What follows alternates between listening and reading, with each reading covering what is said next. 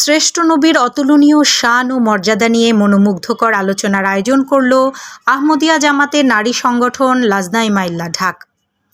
বিশ্বনবী ও শ্রেষ্ঠ নবী হজরত মোহাম্মদ মুস্তফা সাল্লাল্লাহু আলাইহি ওয়াসাল্লামের অতুলনীয় শান ও মর্যাদা নিয়ে মনোমুগ্ধকর আলোচনার মাধ্যমে আহমদিয়া মুসলিম জামাত বছর জুড়ে দেশের বিভিন্ন স্থানে সিরাতুন্নবী সাল্লাল্লাহু আলাইহি ওয়াসাল্লাম জলসার আয়োজন করে থাকে।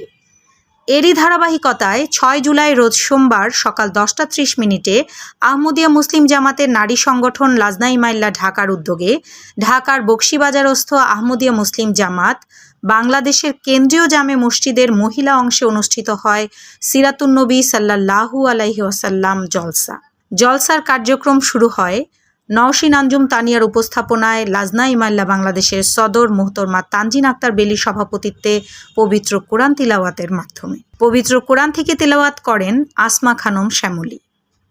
বক্তৃতা পর্বে হজরত মোহাম্মদ সাল্লাল্লাহু আলাইহি ওয়াসাল্লাম মানবতার সর্বোত্তম আদর্শ এ বিষয়ে বক্তব্য রাখেন আয়েশা বেগম শিখা, প্রেসিডেন্ট লাজনাই মাইল্লা ঢাকা।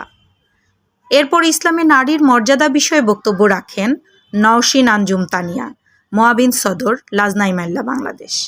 অনুষ্ঠানের এ পর্যায়ে সুললিত কণ্ঠে নাতে রসুল গেয়ে শোনান সাদিয়া হক। এরপর হজরত রসুল করিম সাল্লাল্লাহু আলাইহি ওয়াসাল্লামের ক্ষমার অনুপম দৃষ্টান্ত বিষয়ে বক্তব্য রাখেন লাজনাই মাইল্লা বাংলাদেশের নায়েব সদর রওশন জাহান। দরুদ শরীফ পাঠের গুরুত্ব বিষয়ের উপর বক্তব্য রাখেন সাজেদা খাতুন চিনু, জেলা সদর, ঢাকা অঞ্চল। বক্তাগণ মহানবী সাল্লাল্লাহু আলাইহি ওয়াসাল্লামের অতুলনীয় জীবনাদর্শের বিভিন্ন দিক তুলে ধরেন এবং সবাই যেন হজরত রসুল করিম সাল্লাল্লাহু আলাইহি ওয়াসাল্লামের উত্তম আদর্শ অনুসরণ করে জীবন পরিচালনা করেন সেই আহ্বানও জানান। শেষে মুসলিম জাহানের শান্তি ও সমৃদ্ধি কামনা করে মুনাজাত করা হয়। অনুষ্ঠানে প্রায় ২ শতাধিক আহমদী মেহমান উপস্থিত ছিলেন। মহানবী সাল্লাল্লাহু আলাইহি ওয়াসাল্লামের জীবনাদর্শের উপর এত সুন্দর আলোচনার আয়োজন করায় উপস্থিত মেহমানগণ আহমদিয়া নারী সংগঠনের ভূয়সী প্রশংসা করেন।